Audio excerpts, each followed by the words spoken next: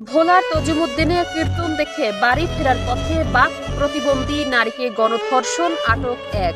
ভোলার তজিমুদ্দিনে ধর্মীয় অনুষ্ঠান কীর্তন দেখে বাড়ি ফেরার পথে এক বাক ও মানসিক প্রতিবন্ধী নারী গণধর্ষণের শিকার হয়েছেন।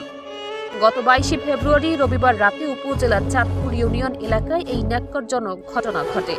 এই ঘটনায় জড়িত সন্দেহে ইতিমধ্যে রাকিব নামের একজনকে আটক করেছে পুলিশ।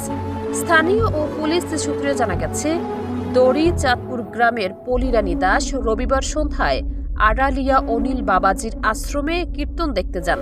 রাত আনুমানিক 8টার দিকে অনুষ্ঠান শেষে বাড়ি ফেরার পথে শাকিল, রাকিব, রাসেল নামে 3 ব্যক্তি তাকে জোরপূর্বক কীর্তন মাঠের উত্তর পশ্চিম পাশের একটি নির্জন বাগানে নিয়ে তারা পালাক্রমে ওই নারীকে ধর্ষণ করে। আজ সোমবার 23 ফেব্রুয়ারি সকাল 6টার দিকে স্থানীয়রা চাঁদপুর শশীগঞ্জ এলাকার বিশ্বজিৎ ডাক্তারের বাড়ির সামনে ভিকটিমকে অচেতন অবস্থায় পড়ে থাকতে দেখেন। পরে তাকে উদ্ধার করে তজিমুদ্দিন উপজেলা স্বাস্থ্য কমপ্লেক্সে ভর্তি করা হয়। সেখানে অবস্থার অবনতি হলে কর্তব্যরত চিকিৎসক উন্নত চিকিৎসার জন্য তাকে ভোলা সদর হাসপাতালে রেফার করেন। এ বিষয়ে ভোলার অতিরিক্ত পুলিশ সুপার মোহাম্মদ ইব্রাহিম গণমাধ্যমকে জানান, ভুক্তভোগী নারী কীর্তন দেখে বাড়ি ফেরার পথে গণধর্ষণের শিকার হয়েছেন বলে অভিযোগ পাওয়া গেছে। এ ঘটনায় পুলিশ অভিযান চালিয়ে রাকিব নামের একজনকে আটক করেছে। বাকি অভিযুক্তদের ধরতেও পুলিশের তৎপরতা ও গোয়েন্দা নজরদারি অব্যাহত রয়েছে। তজিমুদ্দিন থানায় এই ঘটনায় আইনি ব্যবস্থা প্রক্রিয়াধীন রয়েছে।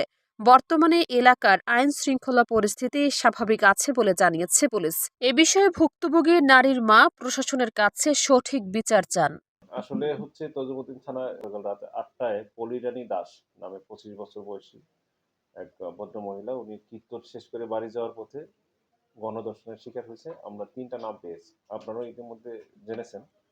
তো 3টা নামের মধ্যে অলরেডি একজন আমাদের অ্যারেস্টেড আছে, আমরা তাকে জিজ্ঞাসাবাদ করতেছি এবং যে আমাদের ভিকটিম সেও তাকে আইডেন্টিফাই করছে যে এ ছিল।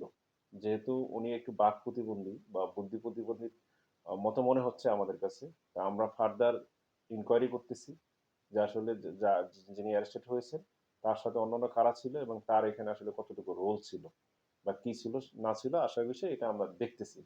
আমাদের ফুল সুইং এ কাজ চলমান আছে। এটা খুবই আমাদের পুলিশের দিক থেকে এটা অত্যন্ত ন্যাক্কারজনক ঘটনা এবং খুবই হিনিয়াস একটা ক্রাইম। আমাদের ডিবি সহ সমস্ত পুলিশের কয়েকটা টিমই সক্রিয় আছে। আমরা অতি দ্রুত তাদেরকে গ্রেপ্তার করতে পারবো বলে বিশ্বাস করি। যিনি আটক হয়েছেন তার নাম জানতে পেরেছি রাকিব। তার সংশ্লিষ্টতা এবং তার সাথে আর কে কে ছিল না ছিল এই বিষয়গুলো আমরা ইনভেস্টিগেশনের পর্যায়ে আছে, আমরা এটা ইনভেস্টিগেশন করতেছি। তজুমুদ্দিন থেকে একজন ভিকটিম ধর্ষণের অভিযোগ নিয়ে আমাদের হসপিটালে ভর্তি হয়। আমরা তাদেরকে হসপিটালে ভর্তি করাই, আমাদের যে চিকিৎসা অনুযায়ী সর্বোচ্চ চিকিৎসা দিতে থাকি। আমরা চিকিৎসা করতে গিয়ে দেখি যে তার আসলে ওখানে সার্ভাইকাল একটু টিয়ার হয়েছে। আমরা সেটা এখন ওটিতে এনে তার রিপেয়ারের কাজ করতেছি এবং তার যে আমাদের যে মেডিকেল লিগাল যে প্রোগ্রামগুলো আছে, যে কার্যক্রমগুলো আছে, আমরা সেটা সম্পন্ন করব এবং সম্পন্ন করে তার চিকিৎসার বিষয়ে সার্বিক সহযোগিতা আমাদের এখানে অব্যাহত থাকবে এবং আমরা সম্পূর্ণরূপে তার চিকিৎসা করবো ইনশাআল্লাহ। আমি ডাক্তার তৈয়বুর রহমান, তত্ত্বাবধায়ক আড়াইশো শয্যা জেনারেল হাসপাতাল ভোলা। কীর্তন কালকে 12টার দিকে কীর্তন শুনতে গেছে, কীর্তন শুনতে রাত্রে কয় কি মা আমি একটু মেলায় ঘুরুম, মেলা দেখতে আই। ও মেলা ঘুরতে গেছে গুন্ডা কত মনে কি আছে তা তো জানে না মেয়ে। গেছে আরে ওর গুন্ডারা বের করে লই গেছে মুখ চাপিয়া নিয়ে নিতে যে বাঘের ভিতর নিয়ে অক্সিডেন্ট করছে করি নিয়ে কুতন যারে নিয়ে অজ্ঞান করি রোডের মধ্যে ফালাই তুসতেছি। সেখান থেকে উদ্ধার করে আমাকে চাঁদপুরের লোকে নিয়ে যারে হাসপাতাল ভর্তি করেছে। একজনের নাম হচ্ছে রাসেল, আর একজনের নাম রাকিব, আর 3জন। আমি বিচার চাই সরকারি ভাবে। আমি বিচার চাই, সরকারের কাছে আমি বিচার চাই।